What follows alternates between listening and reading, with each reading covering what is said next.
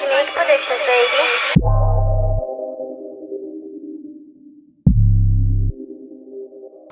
Hello and welcome to Consoletronix. My name's Gray, and boy do I have a treat in store for all of you with 16-bit blood in your veins, as the reception to my last video, where I lifted the legendary PC Engine once more into the light, seems to have stirred something in many of you.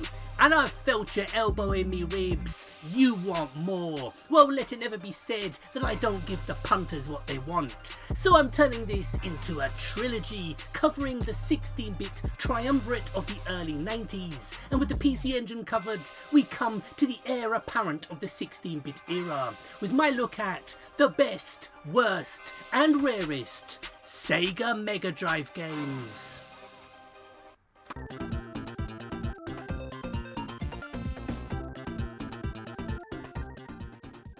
We kick off proceedings with a couple of the more obvious titles, as we've got a lot to get through today. So we start with the hedgehog with an attitude that rivaled Mario in terms of popularity for a couple of years, before the less said the better 3D iterations. This is 1994's Sonic 3, after the unprecedented hype surrounding Sonic 2's worldwide launch, dubbed Sonic Tuesday, because it was launched on a Tuesday, and no, I'm not making that up, Sonic 3 seemed to get a cooler reception, but cards on the table, Sonic 3 is the best 16-bit Sonic game.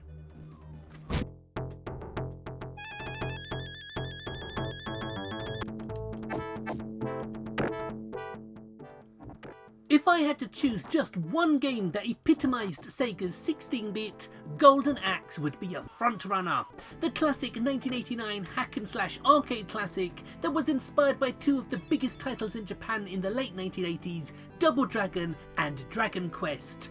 But Golden Axe would quickly forge an identity of its own and overshadow the games that spawned it. And while the franchise itself may be mothballed today, with little news of new developments on the horizon, we all thought Streets of Rage was dead in the water not that long ago. So come on Sega, give us all what we want.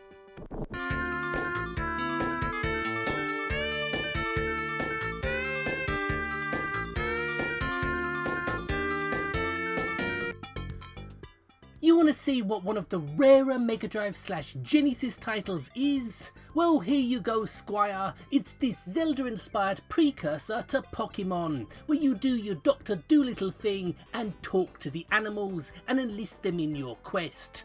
Known in the US as Crusader of Senti, and here in Europe as, Soliel.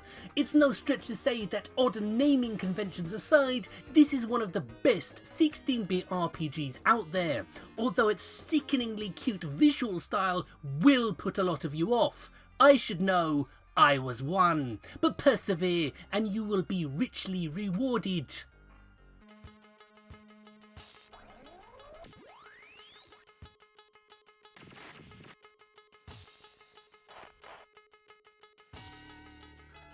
It's funny what constitutes rare these days, as Mega Turrican here changes hands for hundreds of pounds, while the original and still brilliant Turrican on the Commodore 64 or Spectrum can be picked up for £1. But where does Mega Turrican rank in the grand scheme of run and gun shooters on the Mega Drive? Well, like Nikado Avocado, it carries a lot of weight with many UK gamers, from the razor-sharp gameplay to the legendary soundtracks. It is easily one of the very best shoot-'em-up franchises to come out of Europe.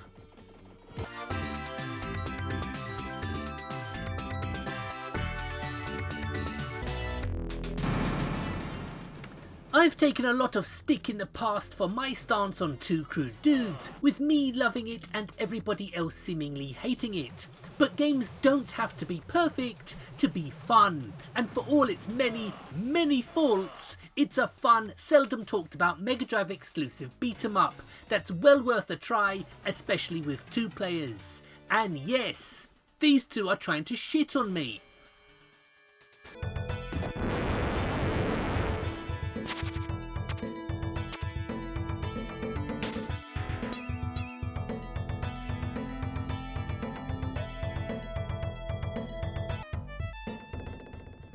I don't think it will come as a great surprise to many of you to learn that I am Shinobi Daft, and have always been, and Sega's standout Shadow Warrior Joe Musashi's first 16-bit foray to many may be his best, and coupled with music from the legendary Yuzo Koshiro, they may very well be right.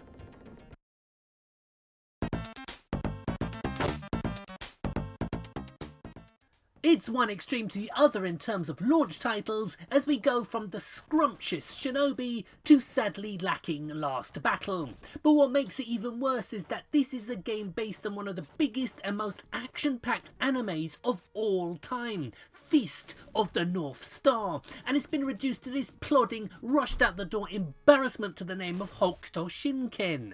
Avoid.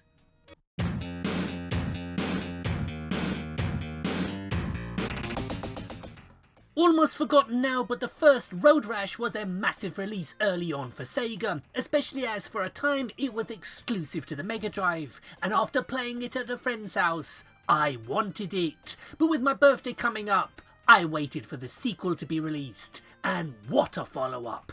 Everything that made the first great was retained, and the all-important two-player mode was added. What a game! One of the very best races on the Megadrive.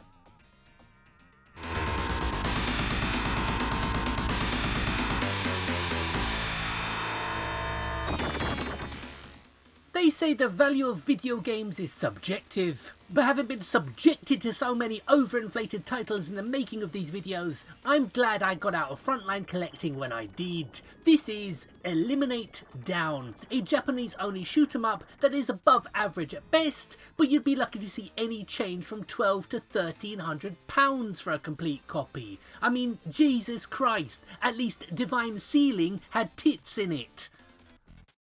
Round one, fight! Cowabunga! It's those sellouts in a half-shell, ninja, or hero turtles as they were known on this side of the pond. And why were they called hero turtles here? Simple. The head of the BBFC, the British Board of Film Classification, decided to ban ninjas, and in particularly nunchucks. All use of or even scenes containing nunchucks were unceremoniously cut from everything. Bruce Lee movies, cartoons, everything. And with that a bit of trivia taken care of, what about tournament fighters on the Mega Drive?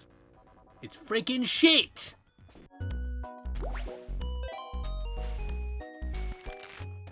Rarer than Hens Teeth it may be, but I took very little interest in this game until I noticed it was developed by the very talented staff over at Funcom, the Norwegian lads who gave us The Longest Journey and Dreamfall, two of my favourite point-and-click adventures.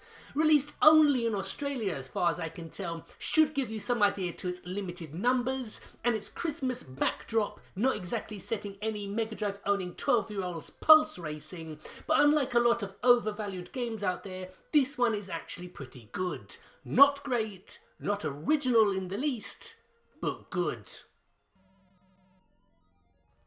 My thoughts on Phantasy Star are well documented, but in the limited library of Mega Drive RPGs, there stands another series of stellar titles. I am of course referring to Shining Force, and while the games may be out of reach to many collectors, they have at least seen re-release in assorted compilations.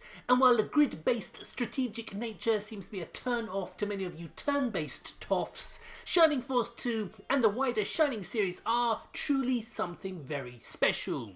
And happy 30th birthday, Shining Force 1. And damn, do I feel old saying that.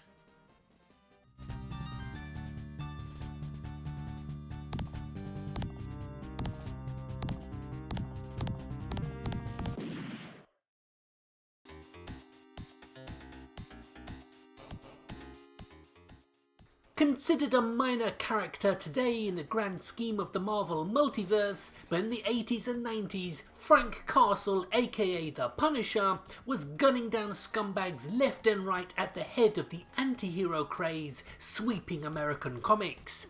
And in video game land, he would headline a number of very successful, if considerably toned down, action titles on systems like the NES, Game Boy and Amiga, but the Mega Drive stroke Genesis port of the Capcom arcade side-scroller is the best by far, and it needs to be considering how hard it is to find a copy.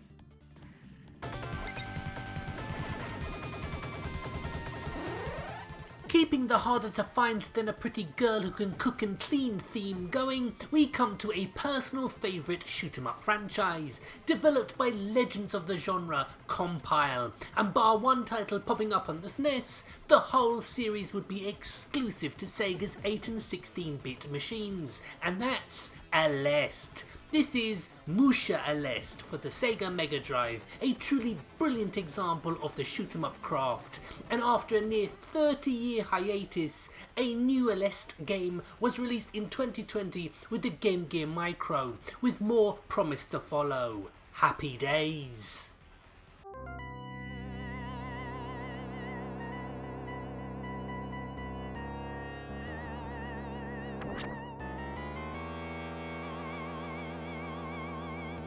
Most Castlevania connoisseurs will tell you that Vampire Killer / Bloodline / the new generation on the Mega Drive is the black sheep or outlier in the overall canon. Fair enough, but when I hear blasphemous remarks that it isn't much cop, well, that's one slur I can't let pass. My hackles are up and my cockles stirred, because Castlevania on the Mega Drive is a belter. Developed from the ground up to take advantage of the Mega Drive's abilities, it was a very welcome release in early 1994, as for many years this series had been seen as a jewel in the Nintendo crown. Is it the best 16-bit Castlevania? No, but it's up there.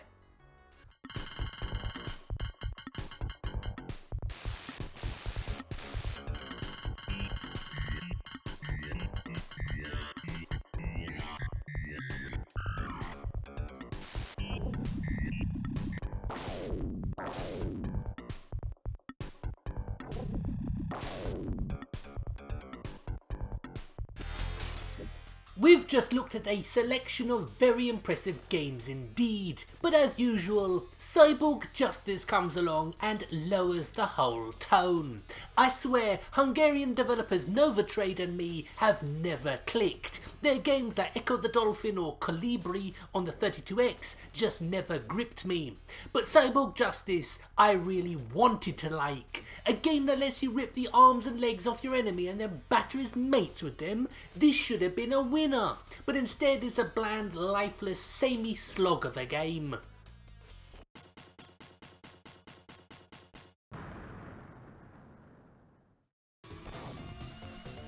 I largely held my tongue on what I really thought of Cyborg Justice because rumours persist that there's actually people who like it. But if any of you have anything bad to say about Alien Soldier, I'm gonna have to ask you to step outside, because while Nintendo had Rare making a splash on the SNES in the mid-90s, us grubby Sega owners had Treasure, a motley crew of mistreated former Konami employees who crafted masterpiece after masterpiece on the Mega Drive because of the greater freedom afforded to them by Sega. Sadly, Alien Soldier, because it had no commercial US release, coupled with its late showing in 1995, means that even now it struggles to find acceptance in certain retro circles. But if you still haven't tried this, or any of Treasure's back catalogue, do so. You will not be disappointed. It may be the best game ever released for the system. Well, to Alien Soldier's yin, we have to have a bit of yang in the super deformed shape of Kageki, Fists of Steel, a port of an obscure Kaneko coin-op that looks like it might be a bit of a laugh in a Kunio-kun sort of way when you first play it, but it won't take very long for the scales to fall from your eyes and you see it for what it is. A great big pile of shit.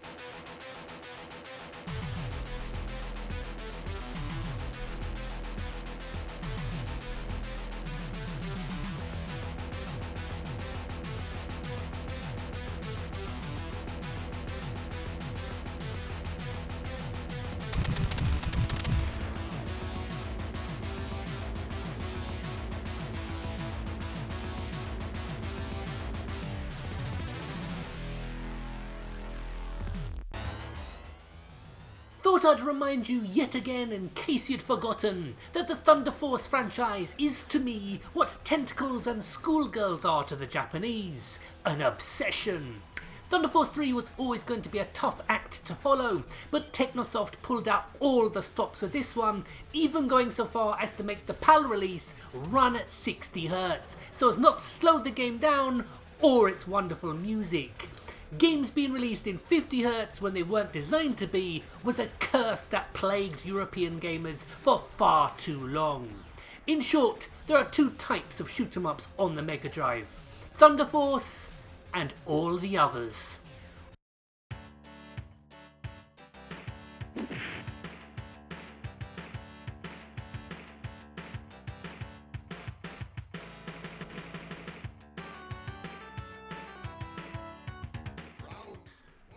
Street Fighter II wasn't just a revolution in the fighting game genre, but in the very fabric of popular culture itself. I'm struggling to think of any video game before or after which had the same impact as this. The fact that even now it is one of the very best games you can play tells you all you need to know. And the Mega Drive port, while missing a few bells and whistles in comparison to the SNES version, is still a classic in every sense of the word.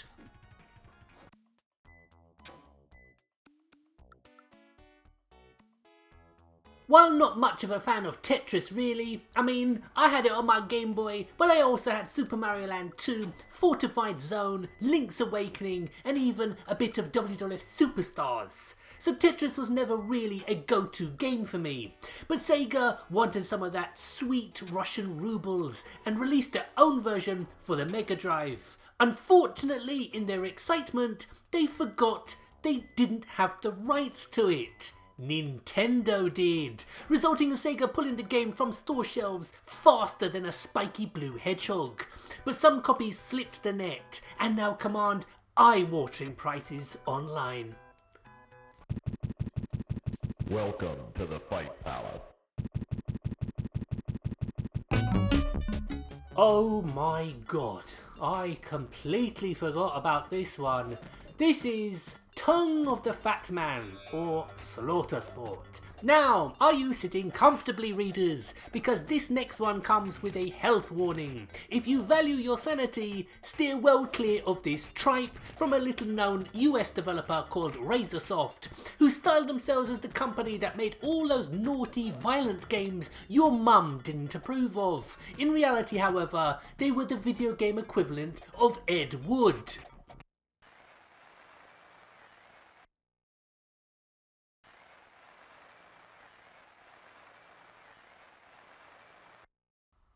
And just to hammer that point well and truly home in case you were thinking Fat Man was a one-off, here's another of their big releases, Death Duel, a Robot Jox influenced mech shooter. Think Virtual On with paper cutouts, and the cutouts are shit.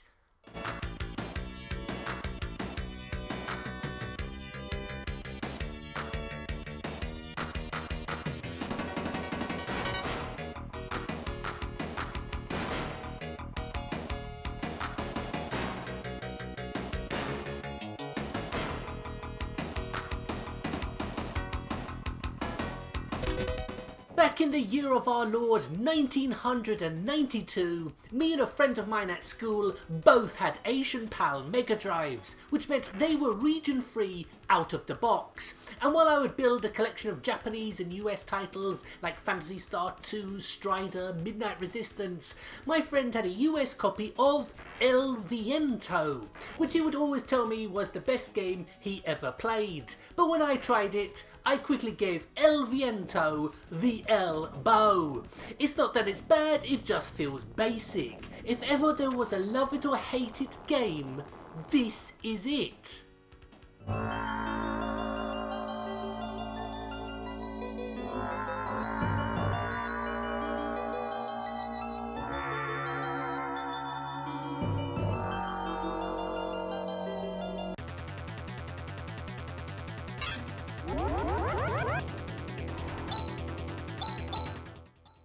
Final Fantasy VII may be held up to be not only the best, but also the RPG that popularised the genre in the West.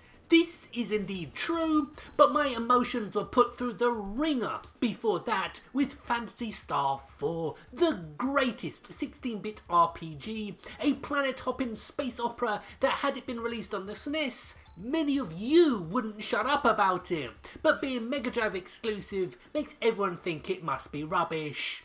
If you play only one game from this list, make it this one.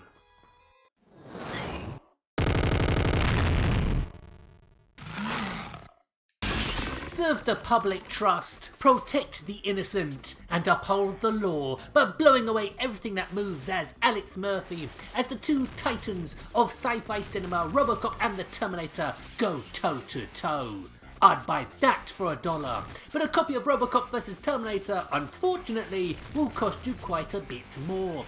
But can this 16-bit platform shooter, inspired by a Dark Horse comic strip, justify its price? Well, thankfully it's still on the right side of affordability, and it's 100 times better than the pitiful SNES version.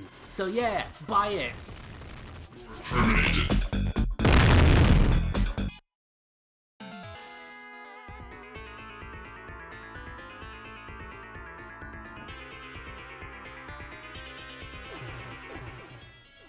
Now, I'm feeling a bit more chipper right now because with limited spaces available in order to keep the runtime of this video respectable, I've removed one of the shittier games from the completed list and stuck Splatterhouse 2 in its place. Chester Cheetah, Too Cool to Fool, can go fuck itself. Because on reflection, with Splatterhouse 2's price rising like a reanimated corpse, I thought another look at the Megadrive exclusive Namco Nasty was in order. While it will never crack anyone's top 10, it does have replay value, as it's one I've consistently come back to over the years. Great game.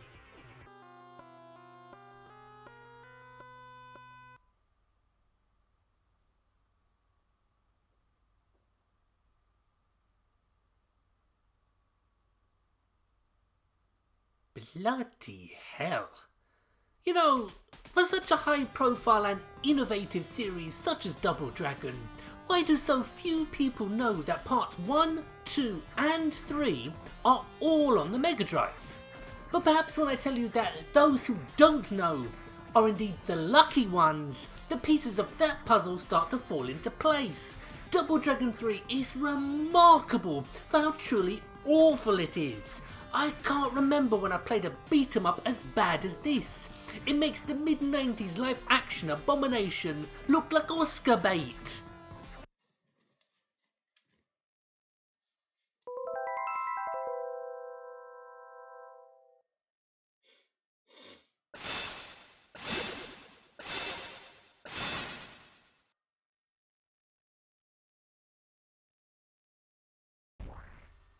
After playing one of the worst video games I've ever had the misfortune to try, the sight of the Konami logo has risen my spirits, as well as my old Todger, as we both proudly stand to attention to salute Contra Hardcorps on the Megadrive, which, like its Konami stablemate Castlevania, was wrestled from Nintendo's bosom and ported to Sega's 16-bit. Willy shrivelingly expensive now, but I'd gladly pay any price if it meant never playing Rogue Corps again.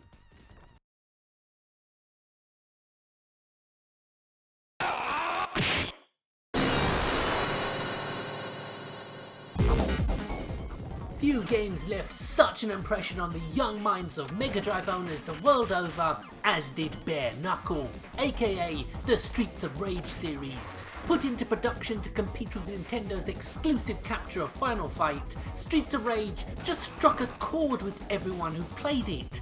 And speaking of striking chords, also possessing one of the most iconic soundtracks of the era, courtesy of you-know-who, yes that's right, Yuzo Koshiro. One of the definitive Megadrive titles, this trilogy of classics will still be played and enjoyed by many more generations to come. Of that, I have no doubt.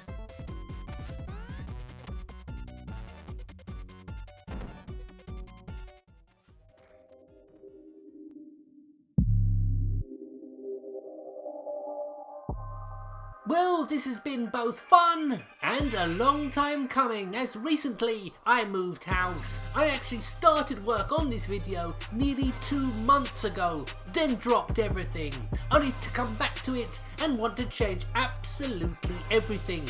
The video you just watched has a very different lineup to what I originally had in mind, but everything being equal, I hope you enjoyed it nonetheless. And with things calming down here a little, I want to start producing more content more often, so fingers crossed I'll be back before you know it. In the meantime, let me know some of your favourite and most reviled Megadrive games in the comment section down below. So all that's left to say is thank you very much for watching. Until the next time, toodle pip.